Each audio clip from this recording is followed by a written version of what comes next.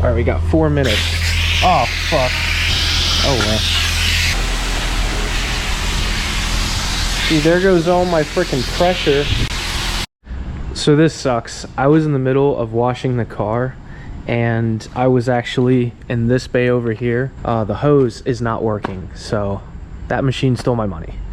And all I could do is put soap on the car. But yeah, guys, welcome back to another video.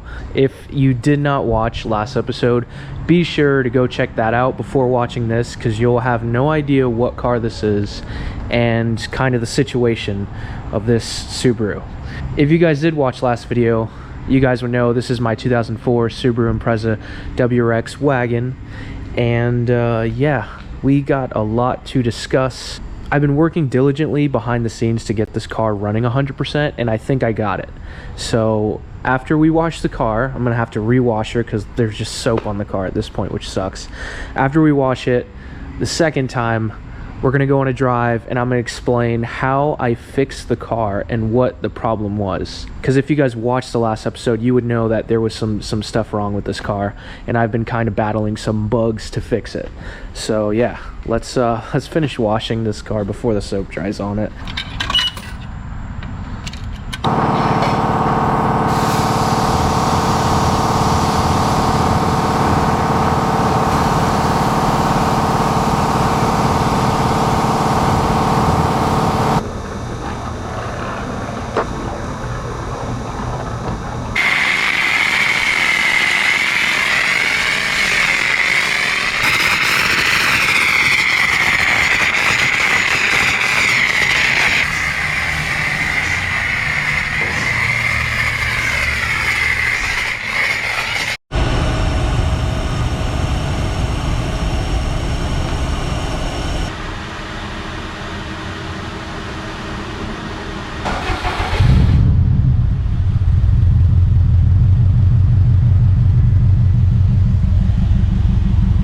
So we finally finished washing her. She looks extra clean, at least as far as you guys are concerned and what you can see through the screen. All right, it's too hot, man. Let's turn on the AC. All right.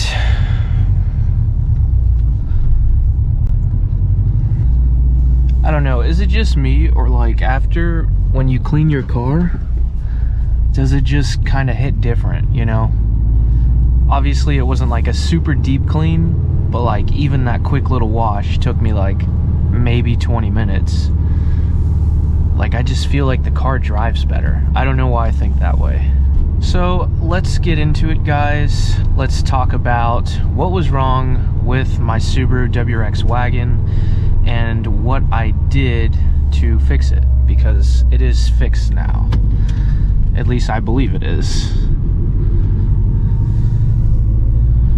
And while we do that, it's the perfect time to go on a POV drive, because number one, the car is clean.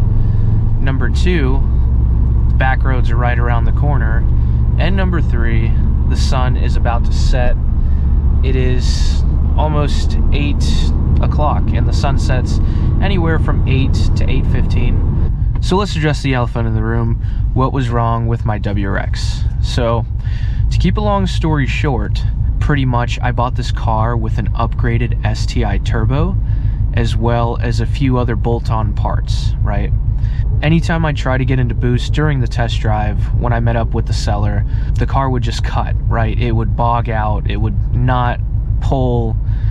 So initially I thought it was maybe coils or spark related. So I knew going in, upon like purchasing the car, I knew that there was something, like a little bug to fix or a hiccup. The actual problem was that the STI turbo, to run that specific upgraded factory turbo, you need to upgrade, you know, your fuel rail, injectors, fuel pump, and you need to get a tune in order to manipulate these WRXs to think that. So pretty much that turbo was on this car with no proper fueling. I don't know if it was the previous owner or the owners before them, but fact of the matter was that it just wasn't set up the right way. So the hunt began. I hopped on Marketplace and I found a few factory turbos, and essentially through negotiating I stumbled upon a brand new OEM turbo, and it was like an hour and a half down south. So I drove down there, I picked it up with a buddy of mine, we slapped it on the car, right? And I thought that, boom, problem solved. When I did put the WRX turbo on the car was like way more responsive. However, when I still got into boost, the car would boost cut. And if I kept doing it, the car would later throw a check engine light.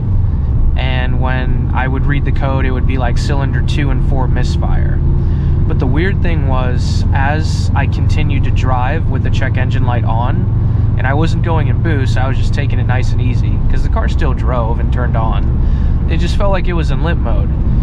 But as I kept driving, the check engine light just magically disappeared. So I'm like, okay, if I was really misfiring, you know, in cylinder 2 and 4, which is what the code read, a misfire just doesn't really go away on its own. It kind of just stays there. So once the check engine light just vanished on its own, the car just magically became like super responsive again, got out of limp mode, drove like pretty good, besides getting into boost. It just wouldn't do that. But besides that, car drove good. So then I'm like, what else could be the culprit?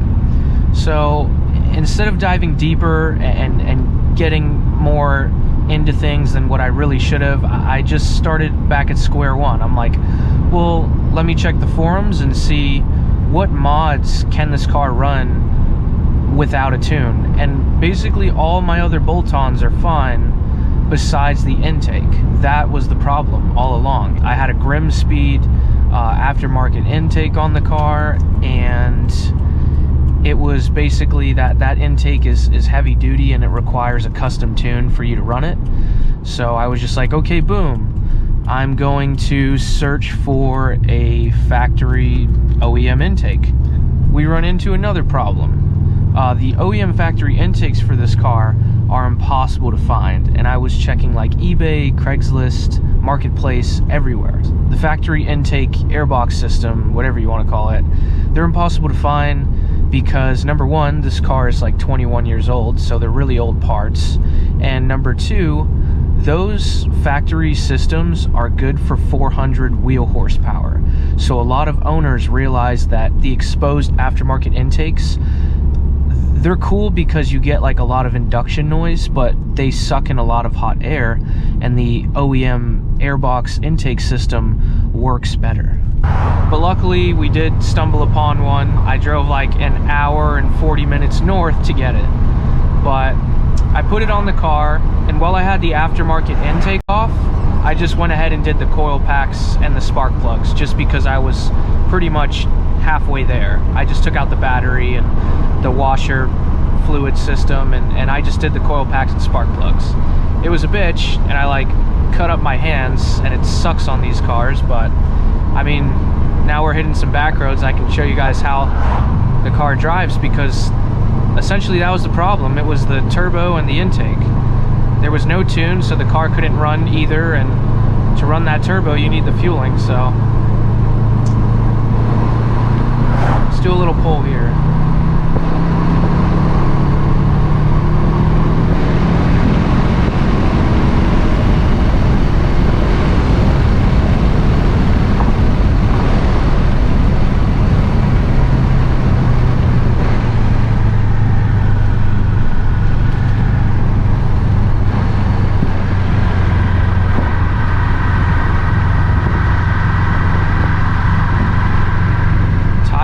Are not the best. There's like some aftermarket China tires on, so you can hear them like squealing, but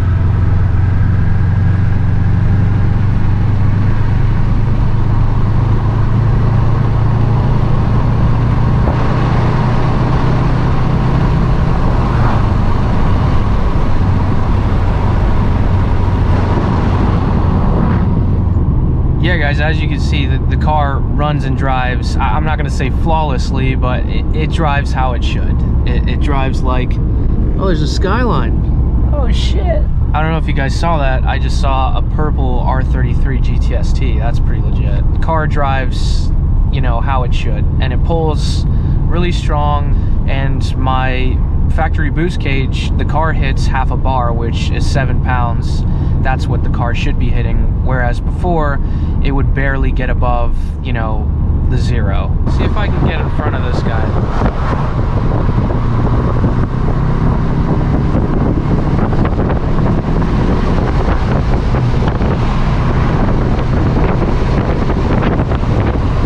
On this bridge, and there's this insane view. Check that out, guys.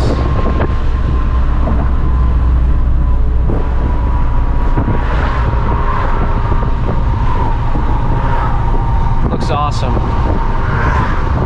I actually used to live like right over there for 2 years. I mean, not in the forest, but like my old house was like in there. But yeah, this is a nice little view.